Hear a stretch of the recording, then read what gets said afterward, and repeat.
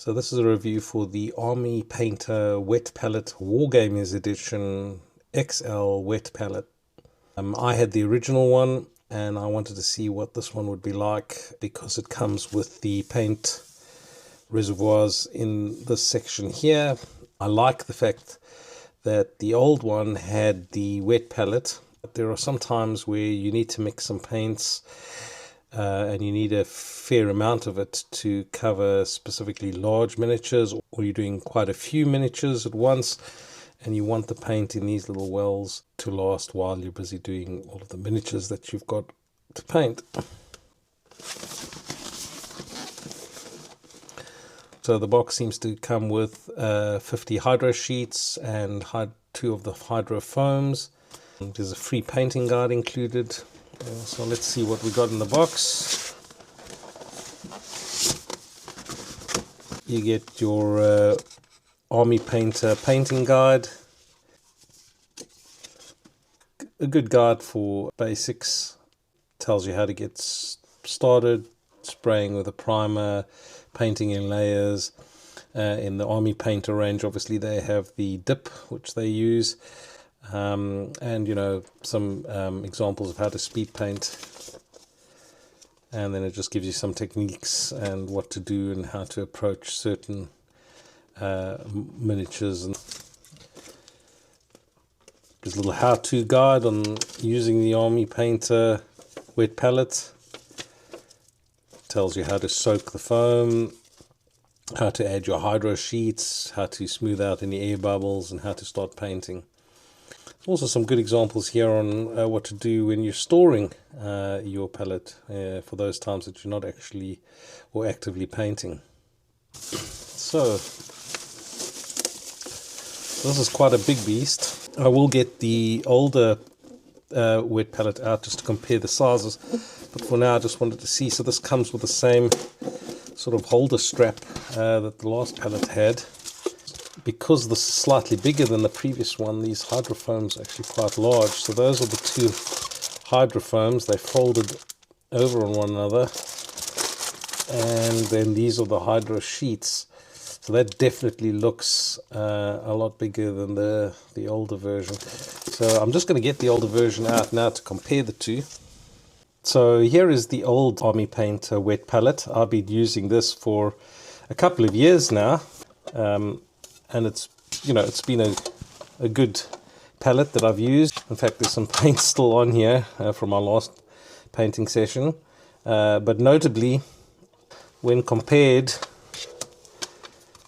to its new XL version, that's quite a significant change in the size. This XL Wargamer edition is a lot bigger than the previous version. As I said, same strap, same locking strap that it comes with, but obviously now you've got the lid that comes off, and then you've got the paint wells here, storage space for your brushes and other tools that you might have. So that section now comes away as well. So this will be the tray now for the hydrofoam and the hydro sheets. They'll go in there. So when this fits on top, it's a snug fit, but it means that the hydrofoam and hydro sheet will be protected under there with this on top. And then obviously the lid goes on top of that. And then the holder sheet just goes over the top like that. That's quite brilliant, actually. Like I said before, when compared to its smaller brother, that's quite a size difference from the old to the new. That'll give you a lot more surface area for your wet palette in terms of the paint you can put on it, and more storage space for your paintbrushes and other tools, which is good. So just comparing the new paint wells, it says speed paint on there, but I mean, I'm more than happy to just use my regular acrylic paints on that. But just comparing that to the older tray that had these little dividers for your paintbrushes and a little separate area here for any other tools. This is quite substantially larger and has two different wells for the different tools. Just a quick demo of how to set up the wet palette for use. Firstly, you grab one of the hydro sheets. So these have little tear strips that let you get into them easy enough. What you want to do is just lay it down inside the tray like that, and then you just add a little bit of water, enough to basically soak the hydro sheet like that. What you want to do is let the hydro sheet soak for a couple of minutes, just so that it's absorbed the water. And the next step is to get one of the actual hydro sheets and lay it down on top of the hydro foam. And you try and get that down as flush as you can, and then smooth out any bubbles prior to you putting any paint on the hydro sheet. So it does move around quite easily once it's down onto the foam. And what you've got there is now a nice wet surface to put your paints onto. If you've got any excess, you can always just drain it off. You don't want there to be too much water on the surface, because that'll just make the paints run into one another. That's better. What you're looking for is a nice moist surface on which to put your paints, and it'll keep the paints creamier and wet for a lot longer than it would if you were using like a ceramic tile as a palette or any other plastic palettes. So now we're going to do a little bit of painting just to show you what the wet palette actually looks like.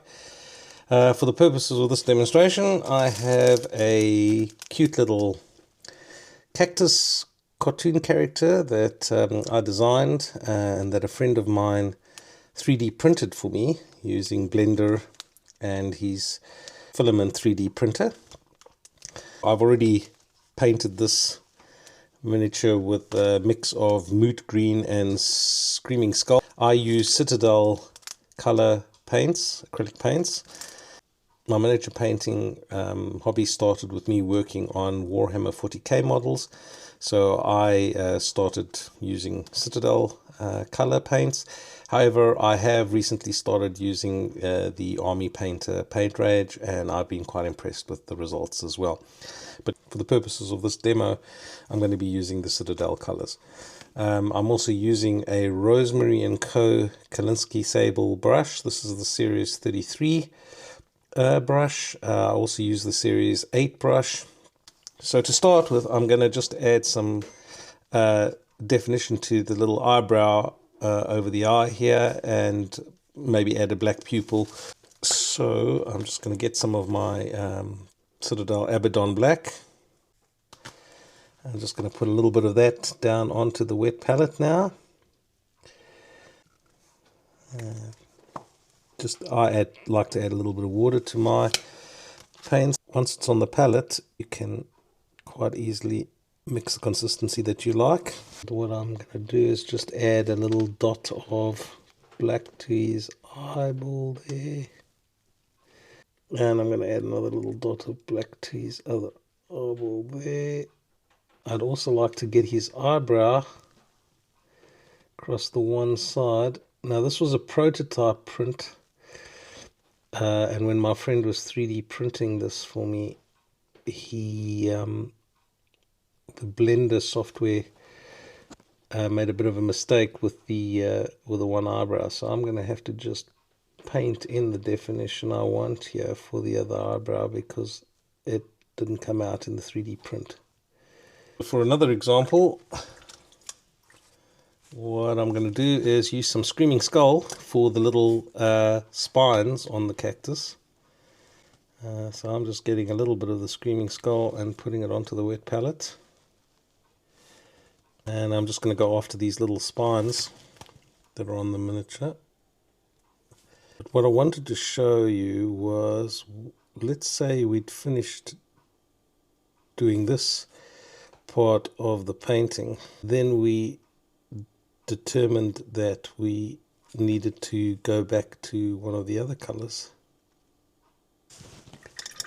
After cleaning my brush, you'll notice that the black paint is still nice and wet and creamy on the palette surface. So I can just get my paintbrush back on there. And let's say we'd forgotten another bit of detail, in this case the little mouth. So all I'm going to do is just fill in that on the mouth there.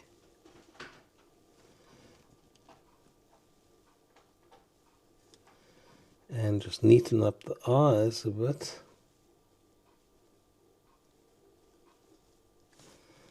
That's it. So you see how good that has come out. And the paint is still nice and wet and creamy on the palette. And if I clean my brush again, I can go right back to the other paint, which is the Screaming Skull, and it's still nice and creamy and comes onto the brush quite well. And then I can just keep going back to dotting the little spines on the cactus. So that's the benefit of having the wet palette and not having to switch between paint pot lids all the time. Plus you can water down your paints as much as you like. That's it.